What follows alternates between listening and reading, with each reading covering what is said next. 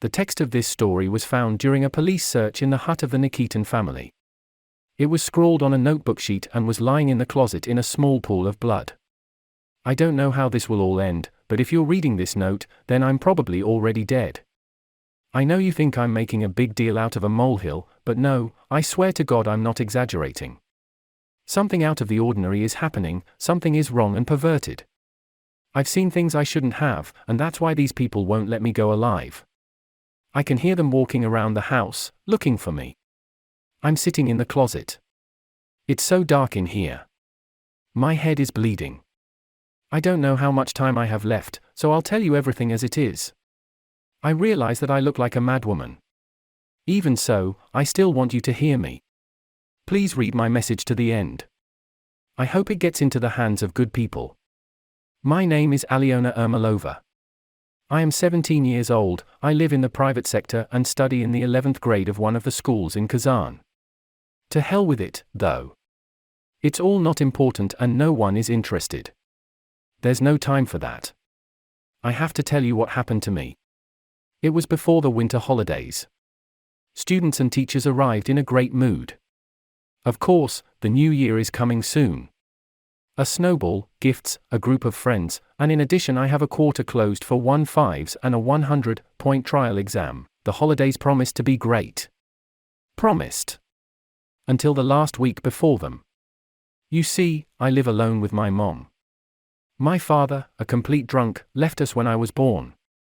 Since then, my mother and I have been together and celebrated the new year together.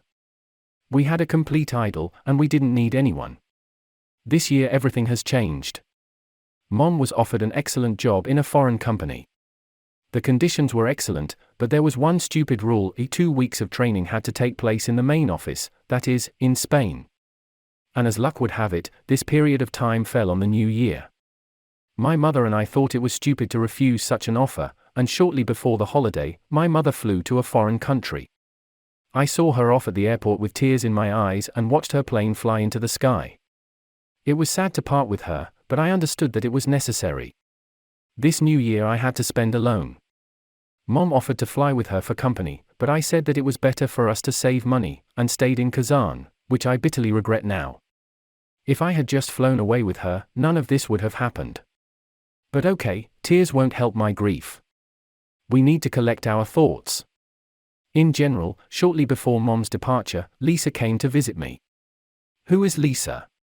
To be honest, I don't know myself anymore.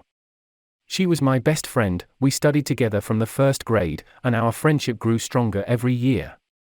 Lisa had, let's say, an unusual family.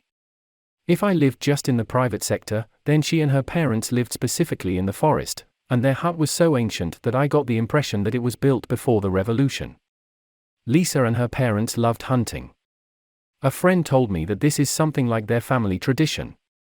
A week before the new year, they came to visit relatives, and just at that time Lisa visited me. She knew that I would be alone this new year, so she offered to come to her hut and celebrate the holiday with her family. I, the fool, agreed. I'm writing and I hear Lisa and her dad talking in the next room. In the deathly silence, I hear the sound of the bolt on the gun being twisted. The old half-wit says I'm hiding in the house, and he smells young blood, and meanwhile Lizka complains to him that she's cold, and she'll freak out if she doesn't find me in the next half hour. We usually find them quickly, but this one is sewn up somewhere. But we have plenty of time, we can take our time, Lisa's mother rasped in a vile voice. I hated this aunt the first time I saw her. As it turned out, not in vain. Oh, God, give me time to finish the story. In general, I continue. The first alarm bell sounded on December 28th. Lisa called me and said she would pick me up tomorrow and we would go to their hut together. I asked her if it was too early to come if there would be 3 more days before the new year. Lisa replied that we have to hurry and the plans have changed. I didn't ask what their plans were, what they were going to do. After all, Lisa is my best friend. What harm can she do to me? On the morning of December 29th, I turned off the electricity, gas and water supply, locked the door and left the house. Lisa was already waiting for me outside the fence. She was wearing a wolfskin coat that her mother had sewn for her. By the way, they also killed the wolf themselves. Elisa once told me that. We arrived at a stop near some village and walked to Lisa's house. In the wilderness, where her hut stands, no transport simply does not go. The weather was fine, the mood was excellent, nothing foreshadowed trouble. When we got to the house, I saw this huge thing with my own eyes. A 3-story building made of thick logs. Dark gaps of windows, boring me with empty glances, and silence. I heard only the crackling of snow under our feet and the occasional chirping of freezing forest birds. I said to my friend, "It's so unusually quiet here." To which she replied to me, "Yeah, that's why we settled here, excellent hunting grounds." We brewed cocoa, flopped on the bed and started discussing girly movies. Later in the evening, Lisa's parents arrived. They just lit up with happiness when they saw me. It seemed strange to me at the time, they are too happy about the arrival of a girl they don't really know. I would even say that their enthusiasm was cheaply played out, like an amateur actor. In addition, one detail has strained me a lot. When Lisa's mother hugged me, it seemed to me that she was sniffing me. You know how a search dog sniffs a missing person's thing?